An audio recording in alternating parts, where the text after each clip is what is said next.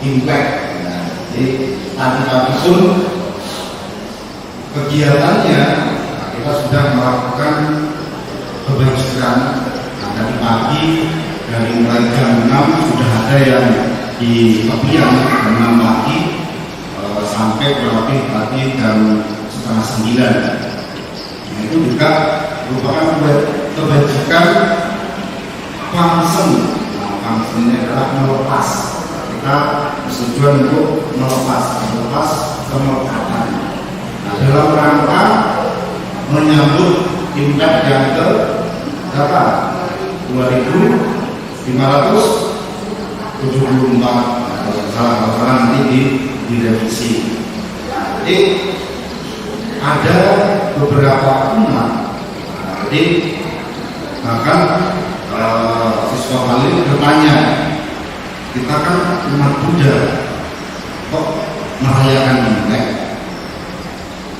Imlek itu hari raya umat Buddha bukan, Pak? Kira-kira kalau ditanya begitu bagaimana? Boleh nggak umat Buddha merayakan Imlek? Apakah ada? Artinya apakah Sang Buddha pernah mengajarkan? Apakah zamannya Sang Buddha sudah ada Imlek? Sang Buddha dari mana? Dari Tiongkok atau dari India? Nah, kita kupas dari sisi dhamma, artinya dari sisi ajaran. Nah, kita pada malam hari ini saya tidak membahas sejarah dari Imlek, karena Bapak Ibu pasti lebih tahu sejarahnya. Nah, kalau tidak salah, Imlek ini memang bukan suatu hari raya agama tertentu, karena Imlek ini bahkan jauh sebelum agama Konghucu itu ditetapkan sebagai agama, Imlek juga sudah dirayakan. Dan Imlek juga bukan hari raya agama Buddha ataupun Tao, tetapi Imlek ini adalah tradisi. Nah, kalau tidak salah, tradisi menyambut musim semi. Nah, musim semi atau musim gugur, musim semi di negara sana, artinya di negara yang ada musim seminya. Kalau di Indonesia tentunya musimnya cuma hujan dan kemarau. Jadi tetapi di Indonesia juga dirayakan, khususnya bagi para warga Tionghoa atau para umat Tionghoa. Jadi apakah di Buddhis itu ada, Pak? Nah, ternyata setelah Balik baca tadi, dari referensinya itu Balik menemukan di dalam salah satu sutta. Nah, sutta itu adalah khotbah secara langsung yang diberikan Sang Buddha kepada para siswa. Nah, jadi tradisi ini atau raya Imlek kita mengacu di dalam tiga nikaya. Tiga nikaya itu sutta Pitaka, sutta pertama, karena sutta Pitaka itu ada 5 kitab. Nah, ini normalnya baru kali disangkan. Nanti ada Tripitaka lengkap kalau melihat, oh ini loh sutta Pitaka. Nah, jadi belum kali padang Tripitakanya. Jadi di dalam tiga nikaya, sutta ke-31 yaitu Sigalo Wada Sutta. Nah, Sigalo Wada Sutta itu ada riwayatnya, ada ceritanya. Jadi ketika pagi hari Sang Buddha biasa berpindah berjalan pemukiman dengan membawa makhluk berpindah patah, bertemu atau melihat seorang rumah tangga pemuda yang bernama Sigala atau Sigalo, tidak namanya R. Kalau namanya R namanya Serigala, tapi namanya Sigala atau Sigalo. Nah, pada waktu pagi hari itu Sang Buddha melihat pemuda ini dengan rambut yang masih basah, dengan bajunya yang masih basah. Nah, karena pemuda Sigala ini orangnya rajin, setiap pagi hari itu mandi, habis mandi langsung sembahyang. Nah, biasa Bapak Ibu tiap pagi sembahyang enggak? Siapa yang pagi hari sembahyang?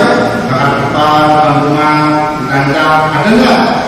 Ada yang masih menjalankan tradisi seperti itu? Nah, harusnya ya tetap.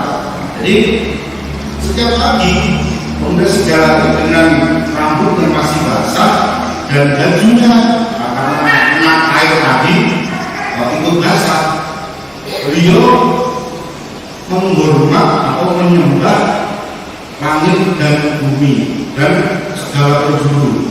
Nah, pagi dengan lupa pemuda segala ini menyembah arah timur, menyembah arah selatan, menyembah arah barat, menyembah arah utara, menyembah arah bawah dan atas.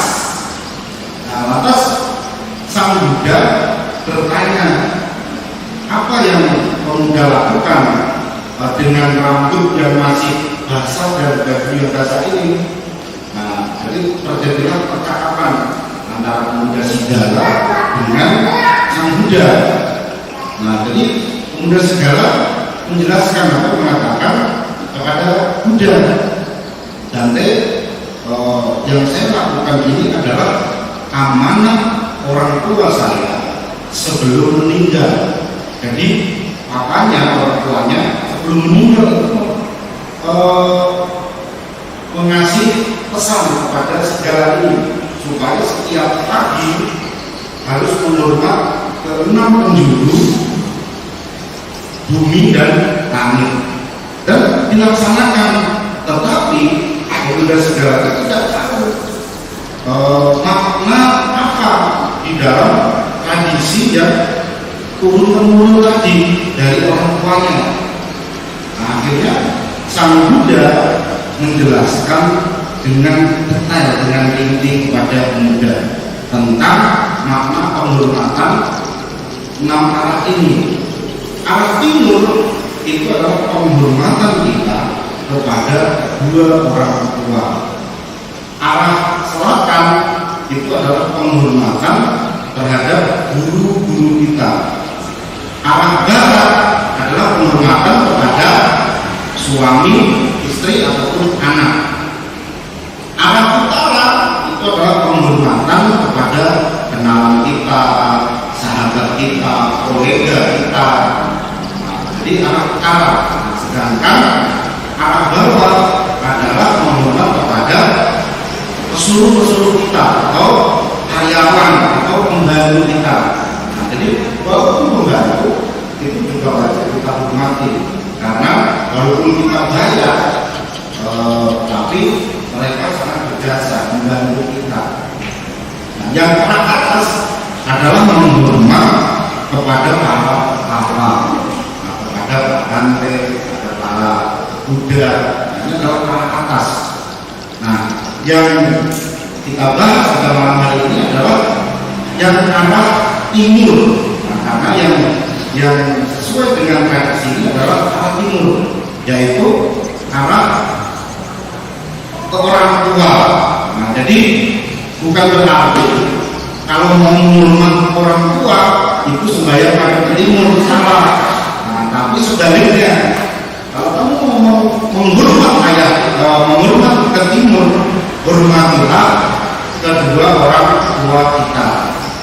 Nah, jadi ketika kita menghormat segala penjuru, itu sebenarnya bukan penjurunya, bukan arahnya yang kita hormati, tetapi ada maknanya di balik itu. Nah, menurut kedua orang tua di dalam segala kesukaan ada 5 cara. Nah, yang pertama, karena semenjak kecil tidak kita dilahirkan, kita dirawat, maka hendaknya setelah besar kita menyokong mereka, menyokong kehidupan mereka. Makanya kadang ada kedua orang tua bisa menghidupi 5 sampai 7 anaknya, bahkan orang-orang dulu anaknya banyak-banyak. Nah, sekarang anaknya 1, 2, 3 paling maksimal. Kalau dulu sampai 10, ada yang 10 bersaudara di sini. 9. Nah, tidak ada, sedikit berarti sudah kenal program nabi dari pemerintah ini. Nah, jadi kita wajib menyokong mereka. Nah, yang kedua, kita wajib melaksanakan kewajiban-kewajiban kita kepada mereka. Artinya berbakti kepada mereka. Yang ketiga, kita harus menjaga. Nah, yang poin ketiga inilah yang ada hubungannya nanti dengan tradisi. Kita harus menjaga garis keturunan tradisi dari keluarga. Jadi tradisi dari keluarga itu juga wajib kita jaga. Itu adalah kewajiban anak terhadap orang tuanya pada leluhurnya. Yang keempat, kita harus memposisikan sebagai anak layak untuk menerima warisan. Nah, jadi bukan kita mencari ataupun meminta, tetapi kita harus mempersiapkan bahwa diri kita memang layak, sudah layak. Nah, yang kelima, kita sebagai anak harus mengurus persembahyangan ketika orang tua kita sudah meninggalnya, ada pelimpahan jasa. Nah, apa yang sesuai ataupun di dalam ajaran Buddha ini dengan perayaan tradisi atau yang kita bahas tadi Imlek. Nah, yang ketiga yang kita bahas adalah penghormatan anak kepada orang tua. Itu poin ketiga, menjaga garis keturunan tradisi dari keluarga. Nah, jadi itu yang kita lakukan saat ini.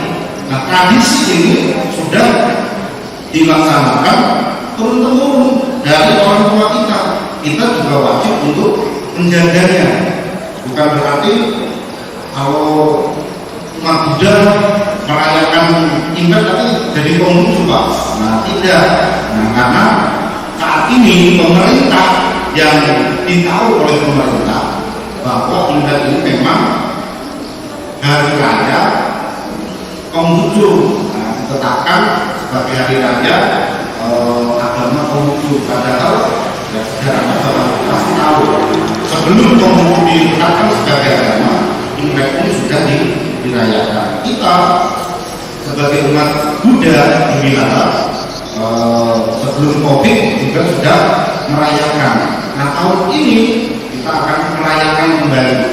Nah, karena di dalam perayaan Imlek itu ada nilai-nilai Buddhisnya.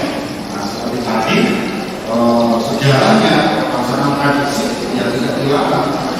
Bahkan guru Buddha itu juga mengajarkan poin ketiga dari penghormatan kepada orang tua tadi, menjaga tradisi turun-temurun. Nah, tapi yang perlu diketahui dalam melaksanakan tradisi harus didasari dengan pengertian benar. Artinya paling kita tahu makna-makna dari tradisi yang sudah dilakukan oleh keluarga kita. Apakah tradisi ini merugikan orang lain atau merugikan diri sendiri? Nah, jika merugikan orang lain atau merugikan diri sendiri, berarti ya tradisi tersebut maknanya harus dievaluasi lagi. Nah, karena di dalam tradisi Buddhis atau ajaran Buddhis, jika kita perbuatan itu merugikan diri sendiri atau orang lain, berarti perbuatan itu harus kita tinggalkan. Nah, apa nilai-nilai Buddhis atau nilai-nilai Buddhis di dalam ajaran kita ada 4. Yang pertama adalah dana. Dana siapa? Memberi, atau kalau di sekarang kita bersedekah, beramal. Nah, di dalam perayaan kita ada nggak nilai Buddhis dana? Ada. Nah, ini yang pemimpinnya langsung realita.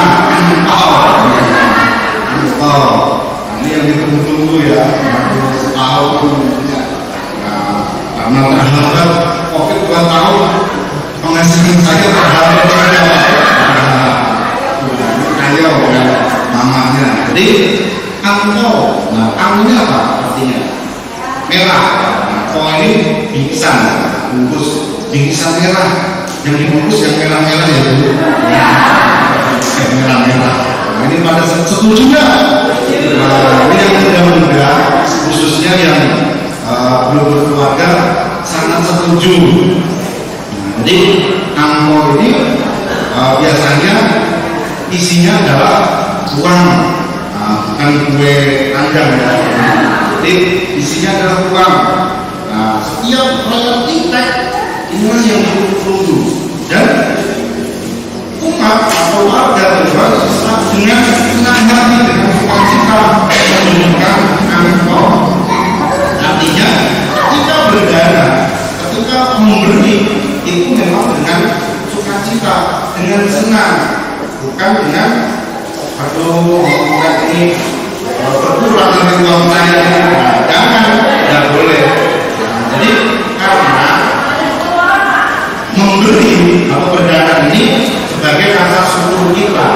Ketika kita bisa memberi, itu artinya kita lebih. Ketika kita bisa berdana, itu artinya kita lebih. Nah, itu artinya bersyukur. Nah, jadi di dalam perayaan kita, angko itu pasti ada, tidak ketinggalan. Tetapi angko itu juga tidak hanya di dalam perayaan kita biasanya, tapi karena angkonya adalah ungkapan kegembiraan.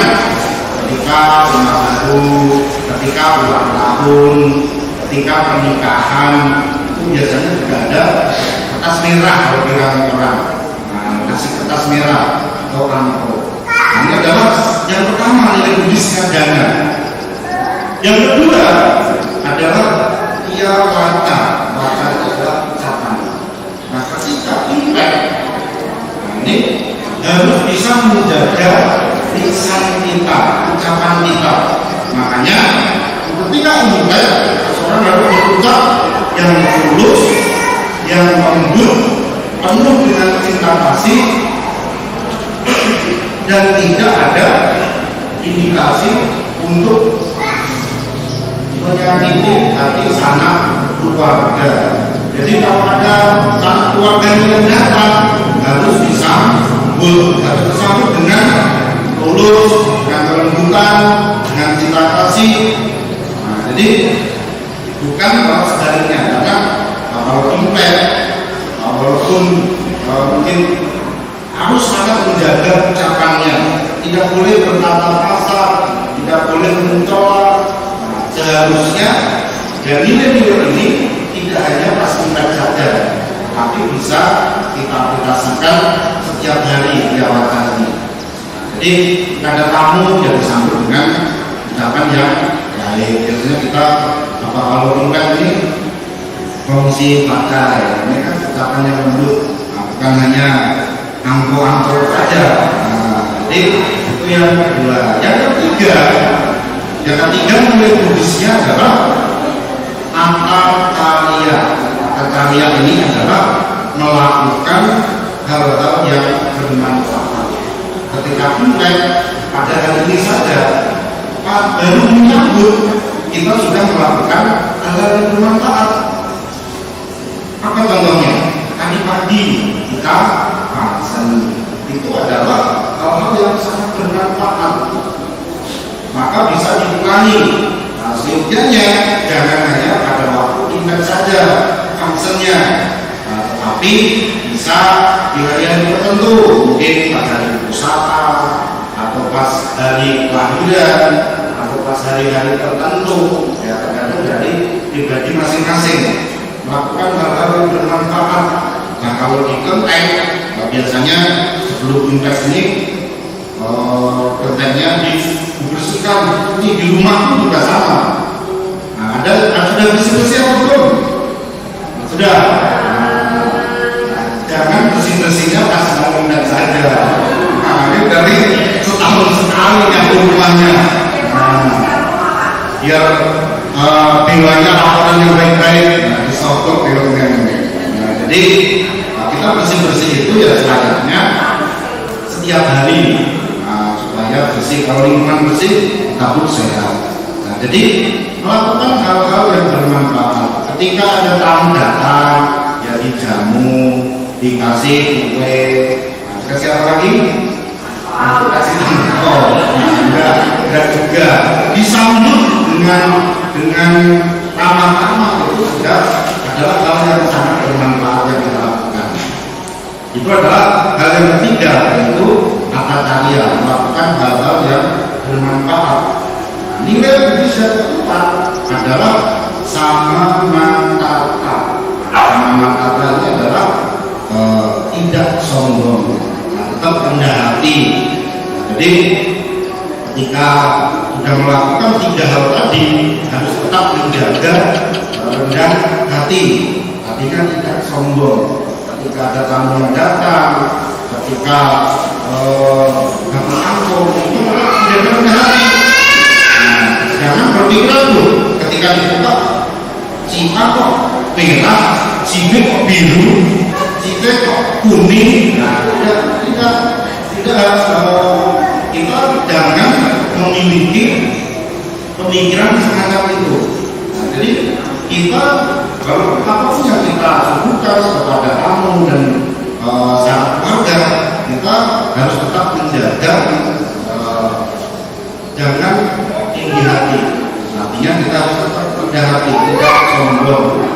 Nah, itu adalah 4 nilai-nilai yang terkandung di dalam kaitan impact ketika kita kaitkan dengan ajaran Buddha. Nah, jadi dapat kita simpulkan agama itu boleh dipadukan dengan tradisi umatnya. Nah, mungkin kalau yang dari Jawa boleh merayakan tradisi-tradisi Jawa yang dipadukan dengan agama. Yang Tionghoa juga boleh. Nah, jadi semuanya boleh dengan dasar pengertian benar, dengan pandangan benar. Jadi kita sebagai umat Buddha juga jangan memiliki pandangan sempit bahwa menjalankan tradisi itu salah. Tidak. Menjalankan tradisi itu boleh. Nah, jadi tetap bisa kita lakukan. Artinya kita tahu maknanya. Setiap tradisi itu memiliki makna tersendiri, memiliki makna tersendiri. Jadi kita juga harus memahami tentang dhamma. Jadi di dalam Buddhis kita boleh merayakan tradisi Imlek. Jadi semoga nanti di tanggal 28 atau di tanggal 22, hari-harinya kan tanggal 22. Nah, kita bisa berkumpul dengan sanak saudara, sanak keluarga, karena itu adalah momen yang biasanya sanak keluarga dari jauh, dari mana bisa berkumpul. Bagi yang belum bisa berkumpul, ya tidak usah berkecil hati. Artinya kita bisa saling sekarang keluarga kita yang jauh pun bisa kita dekatkan dengan HP. Jadi ketika ingin mengucapkan selamat Imlek, ya kalau belum bisa berkumpul bisa dengan video call. Nah, mengucapkan kongsi hati. Maksud katanya semoga sejahtera, semoga di tahun yang baru ini kita memiliki kesejahteraan. Nah, tetapi dalam perayaan Imlek itu juga bukan hanya dimaknai dengan sembahyang, dengan makan-makan, atau dengan pesta, dengan hiburan, tetapi lebih ke bagaimana hal-hal yang buruk di tahun ini tidak akan diulangi di tahun datang. Artinya karena belum masuk tahun barunya, hal-hal buruk yang kita lakukan, yang sudah kita lakukan, ya jangan diulangi lagi. Kita harus bisa lebih baik dari tahun sebelumnya. Nah, itu saja mungkin yang bisa saya sampaikan. Semoga bisa memberi pemahaman kepada kita semua tentang perayaan tradisi dalam rangka dhamma. Jadi dalam wadah sutta sudah jelaskan. Oke, baik Bapak Ibu, itu yang saya sampaikan. Saya ucapkan selamat malam, Namo Buddhaya.